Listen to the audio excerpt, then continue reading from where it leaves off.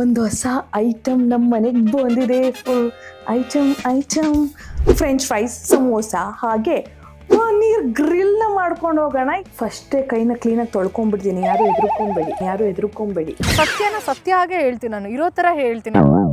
ಒಂದೊಂದು ಇಷ್ಟಿಷ್ಟು ದಪ್ಪ ಆಗ್ತಾರದು, ಕ್ರಿಸ್ಪಿ ಆಗ್ತಾರದು ಎಲ್ಲ ಗೊತ್ತಾಗ್ತಾ ಇದೆ ಇಲ್ಲಿ. ಓಹೋ,